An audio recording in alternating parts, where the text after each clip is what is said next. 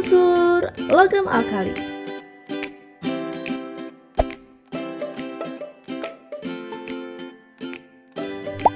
Video sebelumnya sudah dibahas mengenai unsur halogen. Nah, kali ini kita akan membahas tentang unsur logam alkali. Seperti biasa, kita simak yang berikut ini.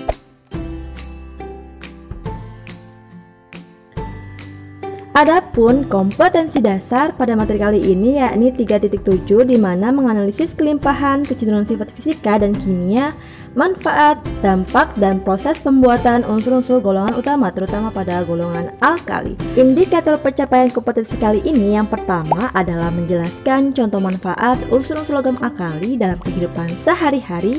Yang kedua, menganalisis kecenderungan sifat fisika dan kimia unsur-unsur logam alkali. Yang ketiga, menganalisis kelimpahan unsur-unsur logam alkali di alam. Yang keempat, menjelaskan proses pembuatan unsur-unsur logam alkali. Dan yang terakhir, menganalisis manfaat dan dampak penggunaan unsur-unsur logam alkali.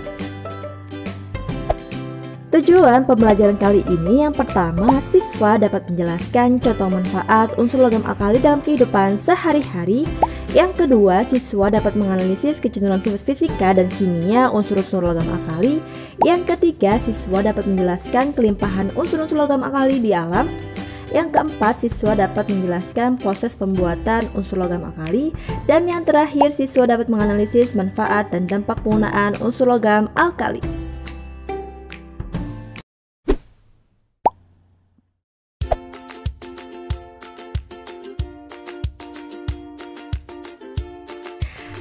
Apakah sobat pernah melihat lampu kabut? Ya, lampu yang biasa kita lihat di pinggir jalan menggunakan lampu kabut. Lebih familiarnya lampu penerangan jalan umum atau PJU.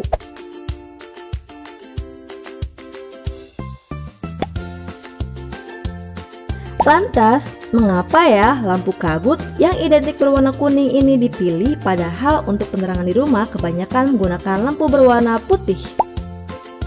Apakah ada alasan dibalik pemilihan lampu kabut ini? Ternyata, lampu kabut dipilih karena beberapa alasan sebagai berikut. Yang pertama adalah memiliki efisiensi yang tinggi atau hemat energi. Yang kedua adalah cenderung lebih tahan lama. Dan yang ketiga adalah mudah dalam pengontrolan cahayanya.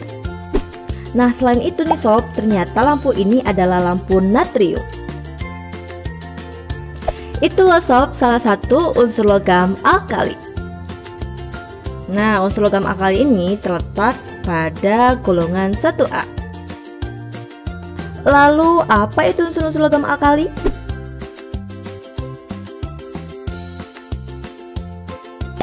Nah, unsur logam alkali adalah unsur-unsur yang terletak pada golongan 1A pada sistem periodik unsur karena memiliki satu elektron di kulit terluar dengan konfigurasi Ne1. Asal kata alkali berasal dari bahasa Arab alkali, yaitu abu yang dalam air bersifat basa. Nah, adapun unsur-unsur ini terdiri dari unsur litium, natrium, kalium, rubidium, cesium, dan fransium kecuali hidrogen. Sifat fisika dan sifat kimia unsur logam alkali.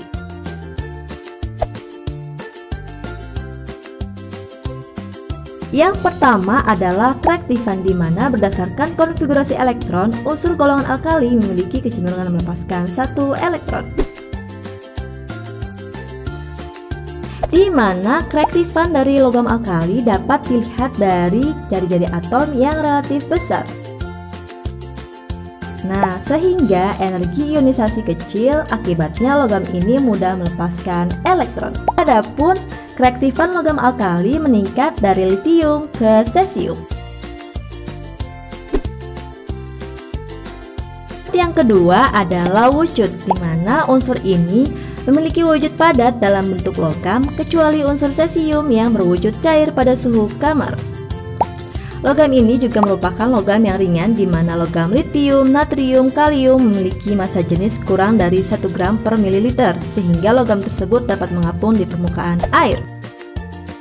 Yaitu daya reduksi, di mana logam alkali merupakan reduktor kuat.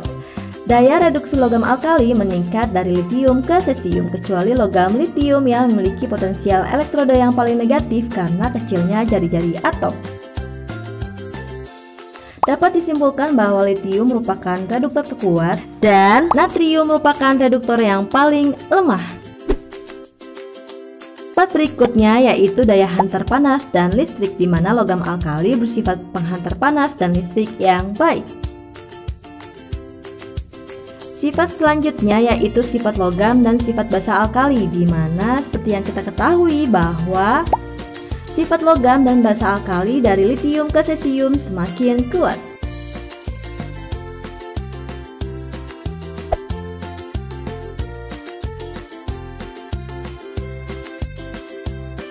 Yang keenam adalah kelarutan, di mana basa senyawa alkali semuanya mudah larut dalam air.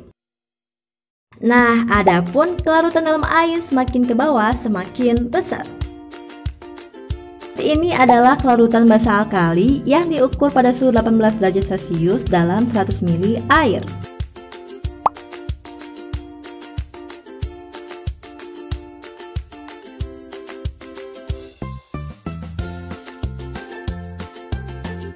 Selanjutnya adalah kelimpahan, di mana karena bersifat reaktif sehingga tidak pernah ditemukan di alam dalam keadaan bebas melainkan bentuk senyawa. Dari tabel kita bisa simpulkan bahwa natrium dan kalium mempunyai kelimpahan yang paling banyak di antara unsur logam lainnya, di mana natrium kelimpahannya di bumi sebanyak 22.700 ppm dan kalium 18.400 ppm. Sedangkan kelimpahan di laut natrium sebanyak 10.600 ppm, 380 ppm. Adapun sumber mineral natrium berupa halit dan sumber mineral kalium berupa silfit. Oh iya sobat, fransium bersifat radioaktif, memiliki waktu paruh relatif singkat sehingga akan meluruh menjadi unsur yang lain. Apa saja ya warna nyala api unsur logam alkali? Nah, berdasarkan tes uji nyala, unsur logam alkali memberikan warna khas jika garam dan unsur logam-logam tersebut dibakar. Kekhasan warna dari kation logam tersebut dapat digunakan untuk mengidentifikasi atau menganalisis kualitatif suatu senyawa. Nah, litium hasil tes uji nyala menghasilkan warna merah. Unsur natrium hasil tes uji nyala menghasilkan warna kuning. Unsur kalium hasil tes uji nyala menghasilkan warna ungu. Kemudian, rubidium hasil tes uji nyala menghasilkan warna merah. Cesium hasil tes uji nyala menghasilkan warna biru. Yang terakhir, unsur fransium hasil tes uji nyala tidak teridentifikasi. Untuk lebih lengkap lagi, yuk kita intip video selanjutnya.